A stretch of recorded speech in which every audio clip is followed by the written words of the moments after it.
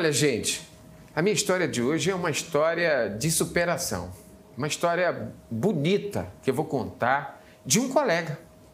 Imagine que nos anos 70 era vendedor de picolé lá no sertão de Alagoas, pelas ruas de Santana de Ipanema e outras cidades.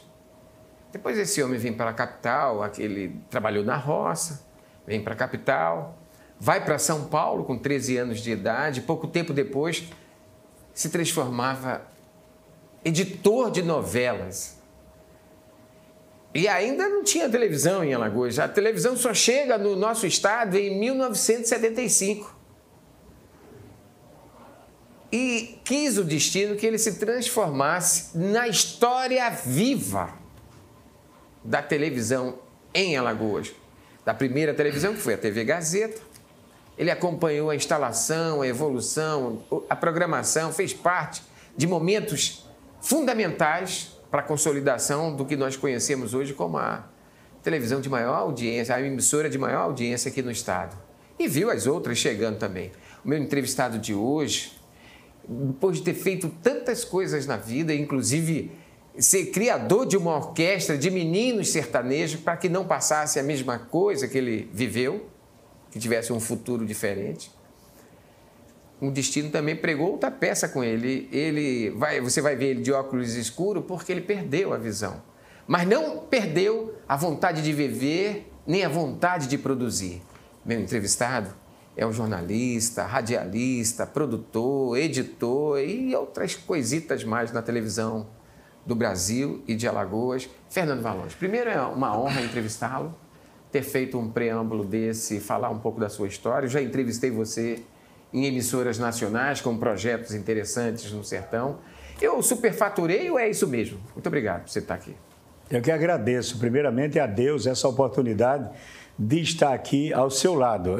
Eu fico até nervoso porque eu estou diante de um profissional.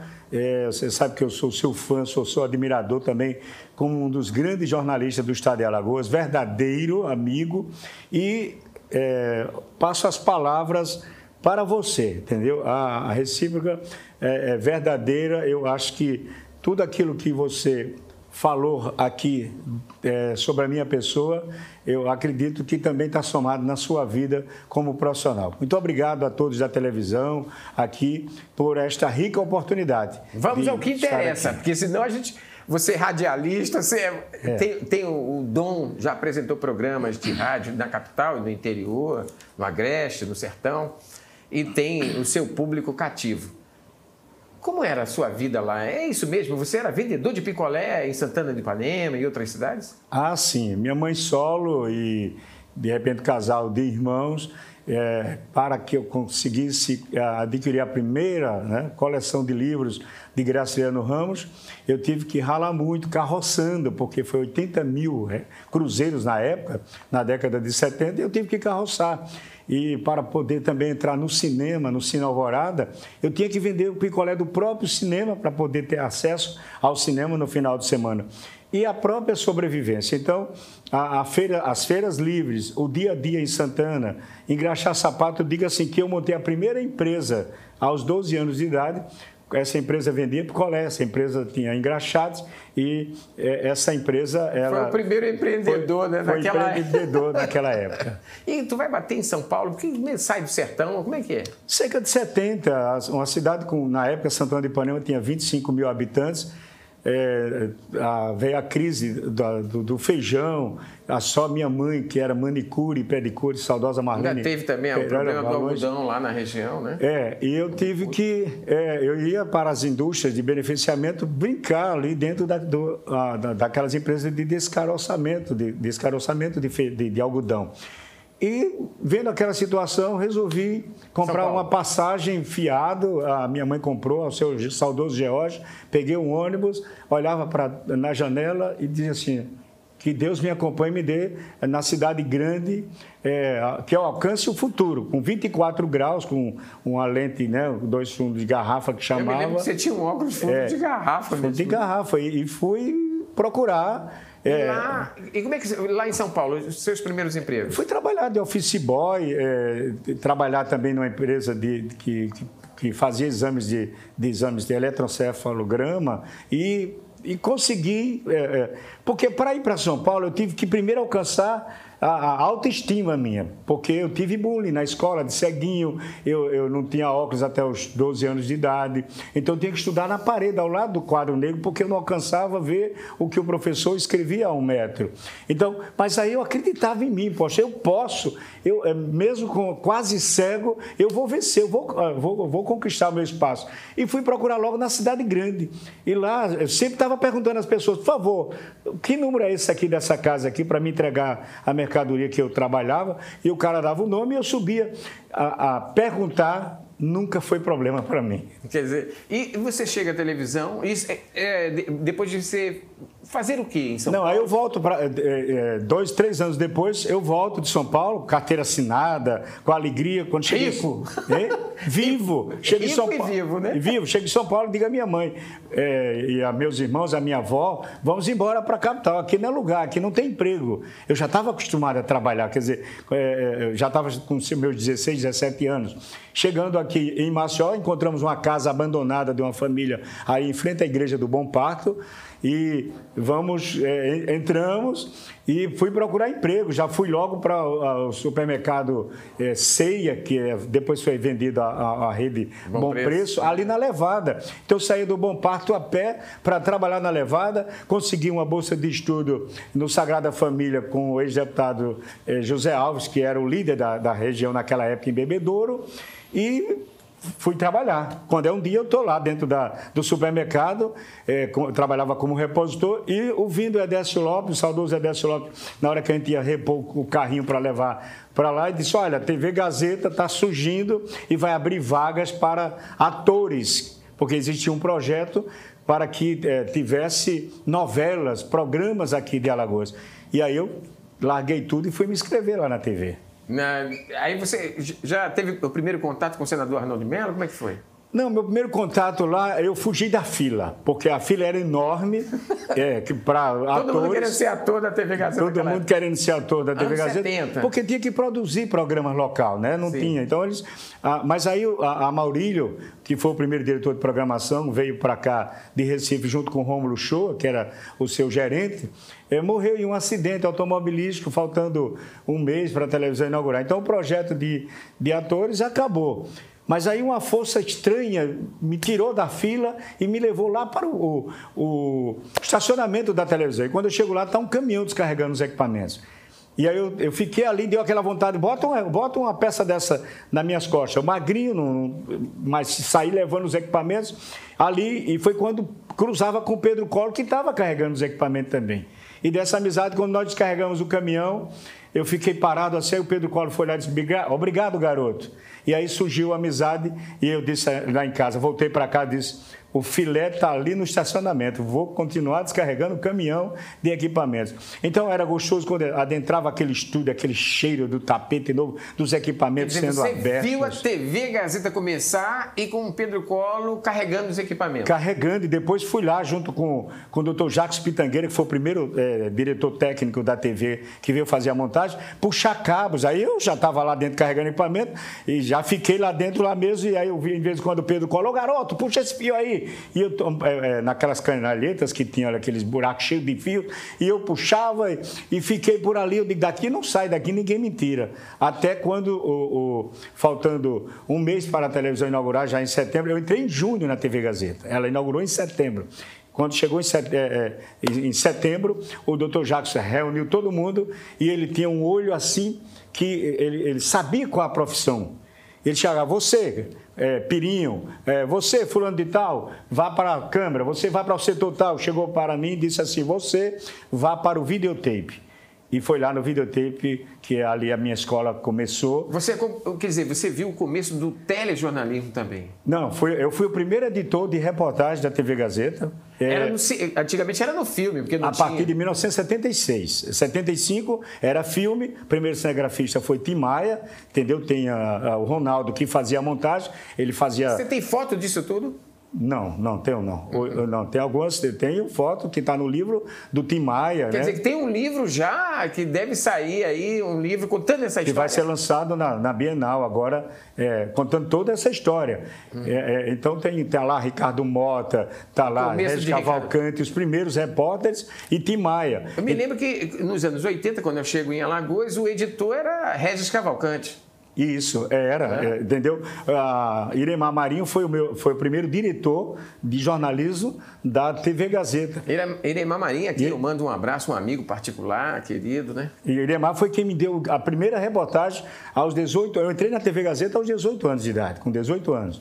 E tinha um clube aqui chamado Roda Viva, que tinha grandes artistas da Jovem Guarda, e ele disse, olha, a equipe vai lá para o Roda Viva, você não quer ir lá fazer reportagem, Valões? E aí eu tive o privilégio assim, de entrevistar o Almir, pela primeira vez, em 75, no auge dos Fíveis, a Perla, entregar na TV Gazeta. Mas eu era editor, não era repórter. Mas você de vez em quando dava uma de repórter também? Só aparecia a mão, né? Porque só o braço segurando o microfone e a voz. Como é que era a ligação da TV Gazeta com a TV Globo? Se contava logo nos anos 80 que eu cheguei na TV Gazeta, cheguei nos anos 90, mas eu cheguei para morar em Alagoas nos anos 80, que a reprise levava uma semana de uma novela para outra. Como é que era isso? A TV Gazeta, ela só tinha ao vivo o Jornal Nacional. Só tinha TV Gazeta, não tinha nenhuma outra emissora, né? Não, só a TV Gazeta, o Jornal Nacional ao vivo e o Fantástico. Depois surgiu o Jornal Hoje, né, que já veio no início dos anos 80, com transmissão ao vivo. O restante da programação toda em preto e branco, a televisão era somente o Jornal Nacional, todas as novelas. E no começo era 24 horas, não? Não. A televisão entrava no ar com fase experimental meio-dia, com música, programação mesmo às 3 horas da tarde. No início mesmo saía do ar às 10 horas da noite. Quer dizer, programação era 4, 5 horas só, direto? Só, entendeu? E um cast de grandes profissionais, Sabino Romariz, Elcio Ávila, né? O pessoal que vinha do rádio, né? O pessoal do rádio, entendeu? Que veio fazer a apresentação dos programas, dos telejornais, do Jornal das 7. Foi quando o Márcio Canuto entrou com o Jornal de Esporte, Jornal Esporte no 7, porque você usava muito o nome do canal 7. Então, a televisão, depois, já em 1976, Pedro Collor consegue comprar o grupo, a primeira câmera portátil, que tinha que ter 4 operadores. Você tinha que ter o motorista, o iluminador, o cara que segurava o VT e o cinegrafista. Já era o Matic ou ainda era o filme ainda? O Matic, não. Em 76 era o Matic. Porque eu peguei o Matic já.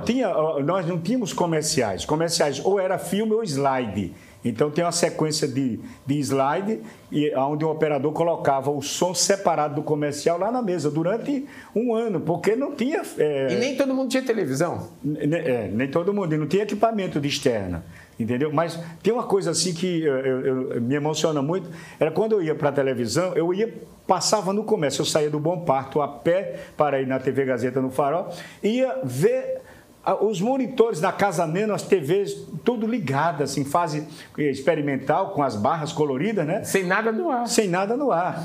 Tocando música, entendeu? Ajuste o televisor. E aquelas pessoas comprando ali a televisão colorida, mas com a programação em preto e branco. Somente em 76 é que começamos a ter os primeiros comerciais gravados à noite. Era disputado a unidade externa. O jornalismo queria, o departamento comercial, a gente tinha que fazer os comerciais das lojas à noite, porque quando o jornalismo não estava usando o VT de externa. As transmissões nacionais, como é que ela começa? Gravadas, ao vivo, era uma engenhoca que a Embratel, só tinha a Embratel para mandar o sinal. E o sinal vinha como? Vinha... Por cabo? Vinha por cabo. De onde? Todo ele por cabo. Primeiro veio um cabo submarino que surgiu aqui, ele saiu aqui na praia da Avenida. Da onde? Vinha de onde? Veio do Rio de Janeiro. Do Rio de Janeiro, um cabo submarino? Um cabo submarino, e depois saiu interligando, porque depois da TV Gazeta, em 78, 77, foi inaugurada a TV Gazeta de Vitória, do Espírito Santo. Do Espírito Santo, né? Quer dizer, a Gazeta aqui foi primeira. Depois é que começou a chegar a TV Aratu, e aí esse cabo começou a interligar as emissoras, porque a televisão no início era eixo Rio-São Paulo, né? Minas Gerais, Brasília. Depois... Alagoas chegou primeiro que Recife, não, né? Não, Recife já tinha, né? Já tinha. A TV Globo lá. A TV Globo lá. Então, o que é que ocorre? Primeiro, só tinha ao vivo os telejornais e o Fantástico. Depois, as novelas vinham depois de passar em São Paulo, Rio, aí vinham para Recife. 3 dias depois, não? 3, 4 dias depois, Recife entregava em Maceió e de Maceió mandava para Campo Grande. Os videotapes. As mesmas novelas. Tinha lugares aí lá fora que a televisão só exibiu o capítulo que passou em Maceió 15 dias depois. Entendeu? Que coisa. E o Silvio Santos era um mês de atraso. O Silvio Santos, que tinha na Gazeta, quando entrou no ar, o Silvio Santos começava às 9 horas da manhã e terminava na hora do Fantástico. É um programa com 14 fitas de rolo de 1 hora. Nossa. Entendeu?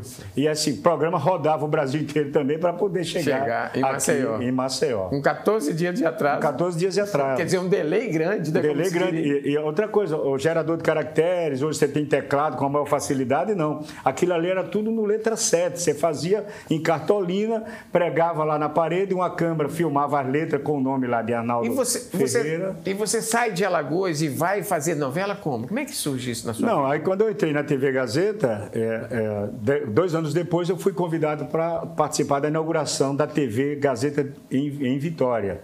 E lá fizemos um programa com as afiliadas. Aquele programa que fosse o vencedor, ele iria passar exclusivamente no Globo Repórter. E nós ganhamos. Foi o programa, a história de uma família que veio da Alemanha, que os primeiros moradores lá de Vitória, no Espírito Santo.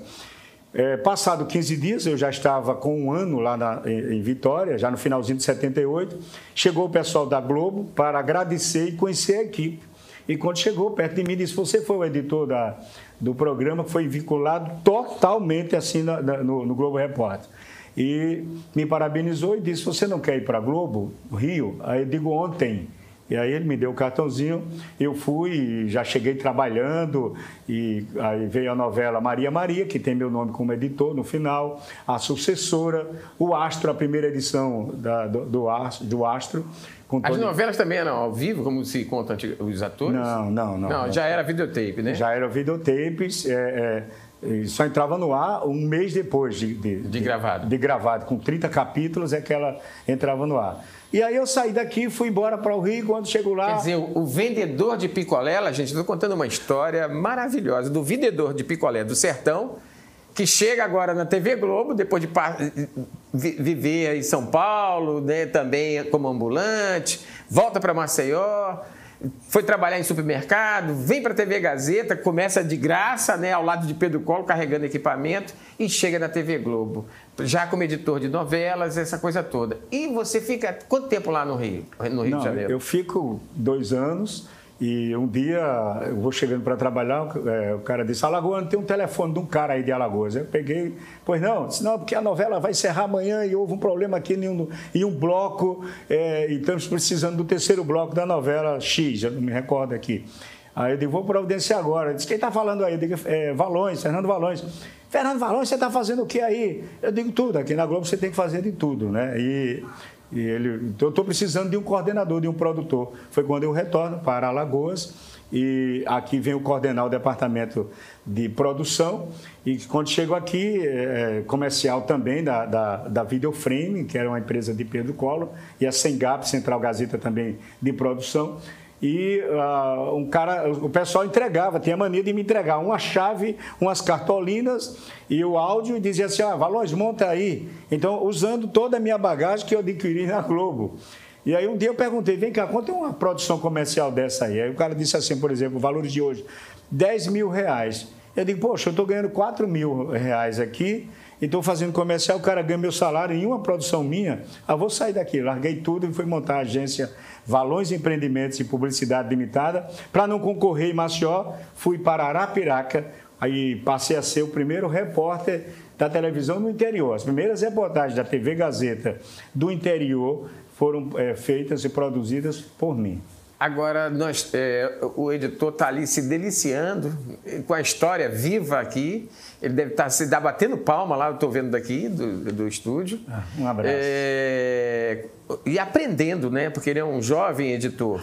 E já me avisou que eu tenho 10 minutos. Tá? O tempo está voando com essa história viva.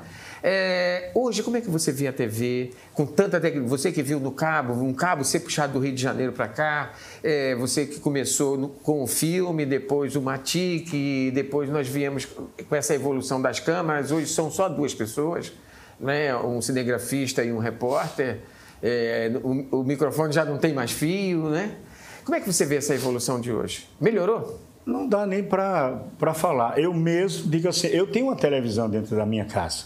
A partir do momento que eu tenho um celular e que eu faço transmissão ao vivo para a mídia digital, e que eu participo de convenção, eu estudo, você está ali ao vivo. Quando você imagina que para fazer uma transmissão no passado, dali da praça para a TV Gazeta, era uma parafernália, a quantidade de links que você tem que colocar aqui nos prédios para chegar a alcançar o jornalismo da agora televisão. Você faz tudo isso com o celular. Para você chegar em Arapiraca, você tem que chegar ali no Morro do Cuscuz, em Maribondo, depois descer até Arapiraca, depois mandar a imagem até Maravilha para voltar para Santana do Ipanema, tudo isso linkado.